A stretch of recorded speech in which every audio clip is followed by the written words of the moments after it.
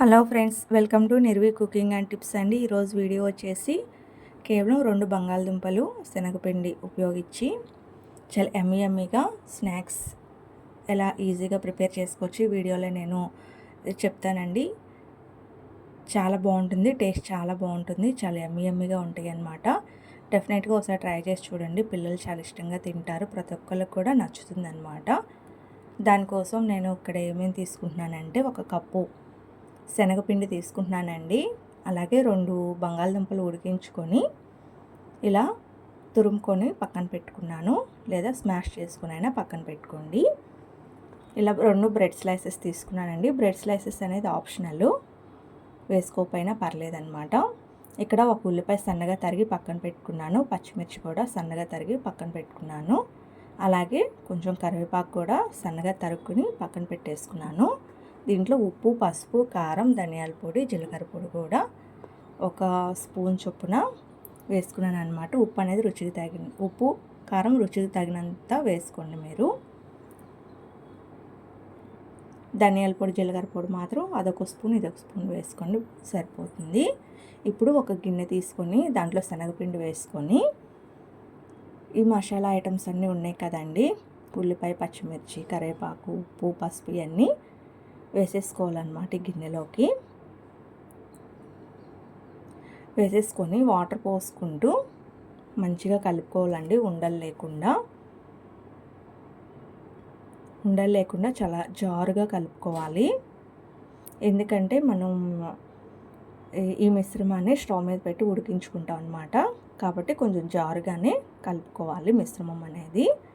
నేను వీడియోలో చూపిస్తాను చూడండి, అంత జారుగా కలుపుకోండి. కొంచెం వేసుకుంటూ కలుపుకోండి, ఒకేసారి వేయకుండా. ఎందుకంటే ఒకేసారి వాటర్ వేసి కలిపేస్తే లమ్స్ ఏర్పడతాయి, అంటే ఉండలు కట్టేస్తుంది అనమాట. ఇలా స్లోగా కొంచెం వేసుకుంటూ, చూసారా నేను చూపిస్తున్నాను కదా, అంత జారుగా కలిపేసి పక్కన పెట్టేసుకోండి. ఈలోపు స్టవ్ వెలిగించేసి పాన్ పెట్టేసుకుంటున్నాను నేను. పాన్ అనేది హీట్ ఎక్కిన తర్వాత ఒక 2 స్పూన్లు ఆయిల్ కానీ నెయ్యి కానీ వేసుకోండి. నేనైతే ఇక్కడ సన్ఫ్లవర్ ఆయిల్ 2 స్పూన్లు వేసుకున్నాను. ఆయిల్ అనేది హీట్ ఎక్కిన తర్వాత ఒక స్పూన్ జీలకర్ర వేసుకొని వేయించుకోండి. ఇక్కడ పోపు దినుసులు కూడా వేసి వేయించుకోవచ్చండి. నేనైతే వేయలేదు, మీకు ఇష్టమైతే పోపు దినుసులు కూడా వేసుకొని వేయించుకోండి, బాగుంటుంది. జీలకర్ర అనేది కొంచెం ఫ్రై అయిన తర్వాత ముందుగా ప్రిపేర్ చేసి పెట్టుకున్న మిశ్రమం ఉంది కదండి, శనగపిండి, అది వాటర్ వేసుకొని ఈ ప్రాసెస్ అనేది కొంచెం లో టు మీడియం ఫ్లేమ్లో పెట్టుకొని స్టవ్ చేసుకోండి. లేదంటే వెంటనే ఉండలు కట్టేస్తుంది అనమాట, శనగపిండి కదా. ఇలా బాగా దగ్గర పడేంత వరకు పచ్చివాసన, శనగపిండి అనేది పచ్చివాసన పోయేంత వరకు ఇలా బాగా ఉడికించుకోవాలి. ఇప్పుడు దీంట్లో ముందుగా తురుము పెట్టుకున్న బంగాళదుంపలు ఉన్నాయి కదండి, అవి వేసుకొని మళ్ళీ ఒకసారి బాగా మిక్స్ అయ్యేలాగా కలుపుకోవాలన్నమాట. ఇప్పుడు ఇలా ప్రాసెస్ చేసుకోవటం వల్ల శనగపిండిలో ఉన్న పచ్చిదనం, ఆ స్మెల్ అంతా పోయి ఈ రెసిపీ అనేది చాలా టేస్ట్ వస్తుందండి. ఇప్పుడు బ్రెడ్ స్లైసెస్ కూడా ఇలా 2 చేతులతో స్మాష్ చేసుకుంటూ ఇలా పౌడర్ లాగా వేసేసుకొని ఇది కూడా బాగా కలిసేలాగా మిశ్రమంలో బాగా కలిపేసుకోండి.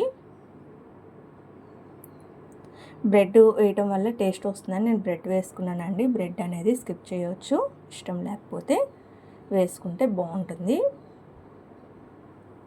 అది ఆప్షనల్ అన్నమాట. ఇప్పుడు ఆల్మోస్ట్ దగ్గర పడిపోయిందండి.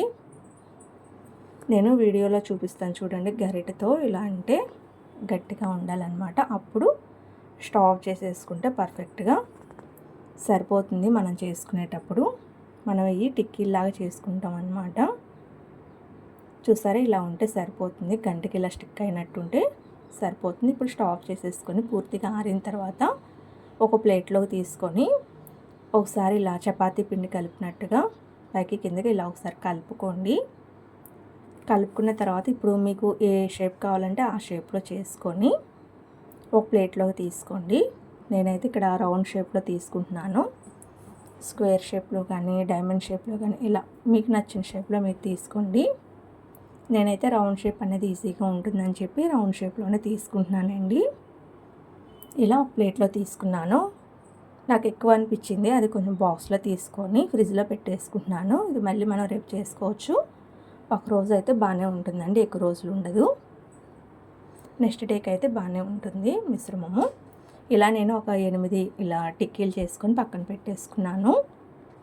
ఇప్పుడు డీప్ ఫ్రైకి సరిపడా ఆయిల్ వేసుకొని, ఆయిల్ అనేది హీట్ ఎక్కిన తర్వాత ఒక్కొక్క టిక్కీ ఇలా వేసుకొని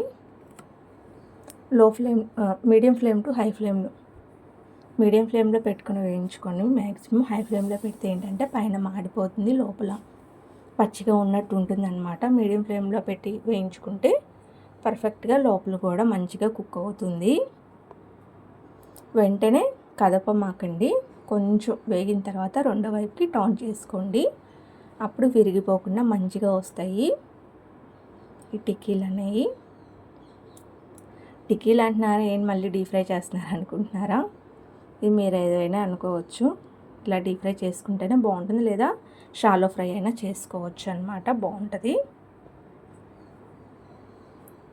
ఇప్పుడు నేను చూసారా ఇలా గోల్డెన్ బ్రౌన్ కలర్లోకి వచ్చినాక ఒక ప్లేట్లోకి తీసేసుకోవాలండి, ఆయిల్ అనేది ఉంచేసుకొని. ఇప్పుడు నేను సెకండ్ రౌండ్ కూడా వేసుకుంటున్నాను. ఆయిల్లో వేసుకునేటప్పుడు జాగ్రత్తగా వేసుకోండి, స్లిప్ అవ్వకుండా. నేను సెకండ్ రౌండ్ కూడా వేసుకుంటున్నాను. వేసుకునేటప్పుడు చూపించాను కానీ ఫైనల్గా మళ్ళీ చూపిస్తాను చూడండి. ఇలా నేను ఒక ప్లేట్లోకి టమాటో కెచప్ తీసుకుని సర్వ్ చేసుకున్నాను అనమాట. టమాటో కెచప్తో తింటే చాలా బాగుంటుందండి. మామూలుగా అయినా తినేయచ్చు, తినడానికి కూడా చాలా బాగుంటుంది. పిల్లలు అయితే టమాటా కెచప్తో ఇంట్రెస్ట్గా తింటారు కాబట్టి ఇలా టమాటా కెచప్తో సర్వ్ చేసుకోండి. వేడివేడిగా స్నాక్స్ రెడీ అయిపోతుంది. ఈ వీడియో కనుక మీకు నచ్చినట్టయితే ప్లీజ్ లైక్ చేయండి, షేర్ చేయండి, సబ్స్క్రైబ్ చేసుకోండి ఫ్రెండ్స్. Thank you.